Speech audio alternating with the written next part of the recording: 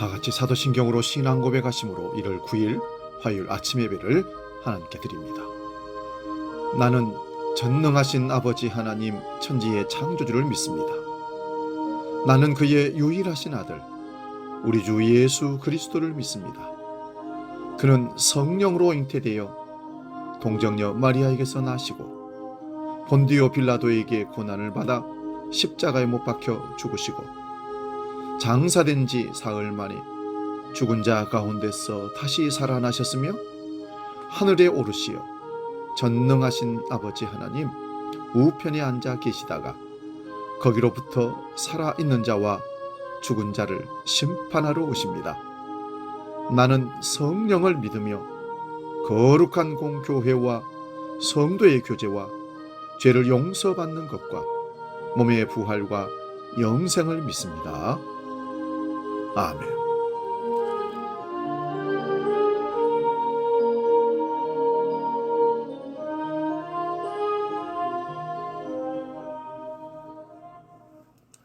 찬송가 368장 주 예수의 은혜를 함께 찬송합니다.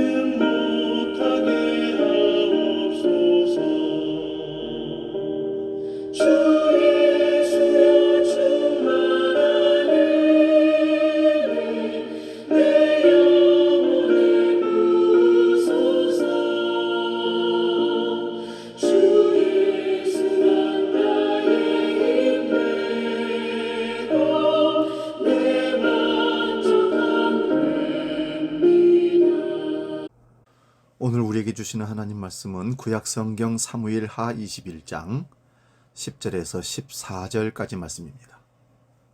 구약성경 500면에 있습니다. 사무엘하 21장 10절에서 14절 봉독할 때 살아계신 주님의 음성을 들을 수 있기 바랍니다. 봉독합니다. 아야의 딸 리스바가 굵은 배를 가져다가 자기를 위하여 바위 위에 펴고 곡식 베기 시작할 때부터 하늘에서 비가 시체에 쏟아지기까지 그 시체에 낮에는 공중에 새가 앉지 못하게 하고 밤에는 들짐승이 범하지 못하게 한지라. 이에 아야의 딸 사울의 첩 리스바가 행한 일이 다윗에게 알려지매 다윗이 가서 사울의 뼈와 그의 아들 요나단의 뼈를 길르앗 야베스 사람에게 가져가니 이는 전에 블레셋 사람들이 사울을 길부아서 죽여 블레셋 사람들이 벳산 거리에 매단 것을 그들이 가만히 가져온 것이라. 다윗이 그곳에서 사울의 뼈와 그의 아들 요나단의 뼈를 가지고 올라오매 사람들이 그 달려 죽은 자들의 뼈를 거두어다가 사울과 그의 아들 요나단의 뼈와 함께 베냐민 땅 셀라에서 그의 아버지 기스의 묘에 장사하되 모두 왕의 명령을 따라 행하니라. 그 후에야 하나님이 그 땅을 위한 기도를 들으시니라. 아멘. 오늘 봉독한 말씀으로 14절 중심에서 그 후에야 기도를 들으심, 이런 제목으로 말씀의 은혜를 나눕니다. 다윗 시대에 3년 기근이 시작되었습니다. 기근은 하나님께서 주신 재앙이라고 여겼기에 다윗과 이스라엘 백성들은 여호와 앞에 이 문제를 두고 기도했습니다. 여호와께서 말씀하시기를 이는 사울과 피를 흘린 그의 집으로 말미암음이라 말씀하셨습니다. 이스라엘이 가나안 땅을 정복할 때 기브온 족속을 멸하지 않고 물 깃는 자와 나무 패는 자로 삼겠다고 언약을 했습니다.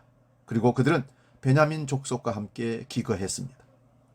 그러나 사울이 왕이 되자 가나안 족속인 기브온을 멸하고자 한 마음이 생겨 그들을 학살했던 것입니다. 이 일을 하나님 보시기에 죄가 된 것입니다. 기브온 족속이 이스라엘과 섞여 살게 된 원인은 그들은 비록 가나안 족속이었으나 여호와 하나님을 인정하고 믿게 되었기 때문입니다. 물론 처음에는 목숨을 부지하기 위해서 여호수아를 속여 거짓으로 언약을 맺었으나 결국 그들은 끝까지 이스라엘 족속과 한 공동체가 되어 바벨론 포로가 되었던 것입니다. 그리고 성전 재건에도 힘을 썼으며 하나님의 사역에 마음을 쏟아부었던 참 이스라엘 백성이 된 것입니다. 그러나 사울 왕은 민족주의, 혈통주의에 집중한 나머지 그들을 학살하게 되었던 것입니다. 다윗은 이 사실이 하나님께 죄가 된 것을 알고 이 문제를 해결하고자 사울 집안의 7사람을 기브온 사람들에게 넘겨주게 됩니다. 그들을 목매달아 죽임으로 이스라엘과 기브온에 묵혔던 원망을 해결하고자 하였던 것입니다. 사울의 집안 사람들 역시 기브온 족속에게 죽임을 당하는 불명예를 안게 되었으나 사울의 첩이었던 리스바가 죽은 자들의 시체를 거두는 정성을 보고 다윗이 그들을 사울과 요나단의 묘에 합장함으로 그들 역시 명예를 회복할 수 있게 되었던 것입니다. 이 일 후에 하늘에서 비가 내리기 시작했고 하나님이 그 땅을 위한 기도를 들으셨다고 말씀합니다. 다윗은 왕이 된 후 경랑의 세월을 거쳐야만 했습니다. 자신의 죄 때문에 가문의 칼바람이 끊이지 않았습니다. 자식이 죽어나가는 고통을 겪기도 했고 3년 동안 가뭄이 들기도 했습니다. 다윗은 기근의 늪에 허덕이는 백성을 보며 구국의 심정으로 먼저 재앙의 원인이 어디에서 온 것인지를 찾습니다. 그리고 백성이 살 수 있는 길을 찾기 위해 하나님 앞에 간절히 기도했습니다. 처절한 고통 앞에서 백성의 한과 눈물을 닦아주어야 할 지도자의 자세입니다. 믿음의 사람으로서 해야 할 당연한 도리였습니다. 하나님의 응답은 그러나 의외였습니다. 여호수아 때 하나님 앞에서 살기로 맹세한 기브온 거민을 사울 왕이 죽였기 때문이라는 것입니다. 다윗은 기브온 사람들을 불러 목소리를 경청합니다. 그들의 대답은 이렇습니다. 우리를 학살했고 또 우리를 멸하여 이스라엘 영토 내에 머물지 못하게 하려고 모해한 사람의 자손 7명을 우리에게 내어주소서. 억울하게 생명을 잃었으니 한을 풀려면 자기들을 모해한 사람 자손의 생명을 내어달라는 것이었습니다. 다윗은 사울 왕의 남은 자손 가운데 7명을 기브온 사람들에게 넘겨주었습니다. 사울 왕의 그릇된 행위는 하나님의 징계로 이루어졌습니다. 그러나 다윗은 궁휼한 마음으로 기브온 사람들과의 아픔과 한을 달래고자 힘을 썼습니다. 사울의 첩 리스바는 조상의 죄 때문에 죽어야 했던 사울의 자손 5명과 생떼 같은 2 아들의 시신 앞에 베옷을 깔고 볼이 베일 때부터 피가 내리기까지 묵묵히 슬픔을 참았습니다. 그렇게 시신을 지켰는데 그 모종에 하늘이 감동해서 다윗의 귀에 들립니다. 다윗은 깊은 통찰력으로 국난을 극복했습니다. 더불어 백성의 애환을 풀어주기 위해 사울 왕과 그 아들들의 뼈를 거둡니다. 그리고 베냐민 지파의 땅 셀라에 그의 아버지 묘에 장사를 지냈는데 그 후에야 하나님께서 기도를 들으셨다고 오늘 말씀합니다. 우리 대한민국은 수많은 역사적 소용돌이를 통과했습니다. 어두운 과거사가 남긴 생채기, 홍역의 흔적은 지금도 현재 진행형입니다. 눈물과 통한의 슬픔 속에 어둠의 날을 보내는 상처투성이인 사람이 아직도 우리 주위에는 많습니다. 이런 민족적 아픔 속에서 성경은 무엇이라고 합니까? 다윗은 기근으로 이반된 민심을 포용하고 궁휼과 자비의 길을 선택했습니다. 그때 하나님께서 재앙의 끈을 푸셨습니다. 우리는 신앙의 눈으로 이 같은 사실을 깊이 성찰해야 합니다. 통한의 저주라는 대물림을 풀고 나라와 민족의 고통을 끊기 위해선 어떻게 해야겠습니까? 다윗은 기브온 사람들에게 우리가 어떻게 속죄해야 하는가를 물었습니다. 그리고 역사적 통합과 화해를 위해 사랑과 궁유를 선택했던 것입니다. 믿음의 선택을 한 것입니다. 우리 모두가 이 시대의 그늘진 한과 고통의 난관을 신앙으로 먼저 풀 때 하나님께서 이 땅에 평안한 평화의 시대를 열어주실 줄로 믿습니다. 하나님께서 사랑하는 다윗을 통해 이 일을 조용히 진행하셨습니다. 마찬가지로 먼저 깨어있는 우리 믿음의 사람들은 시대의 영적 기근을 하나님께서 거두시기를 간절히 기도해야 합니다. 지혜와 사랑, 정성을 모아 총체적 난국을 극복하는데 주력해야 할 2024년이라고 저는 믿습니다.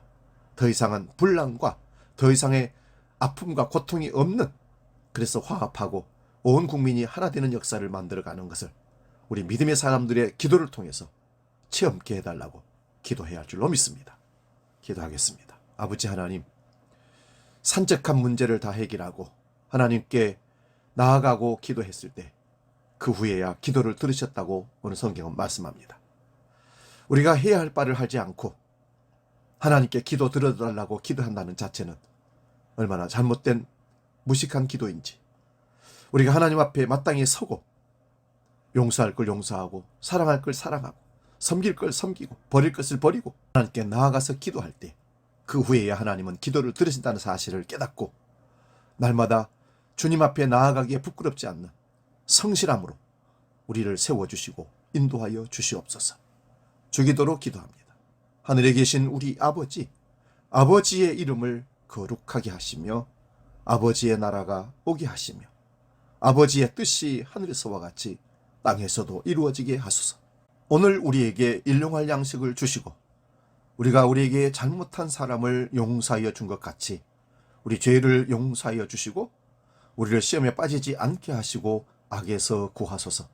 나라와 권능과 영광이 영원히 아버지의 것입니다. 아멘.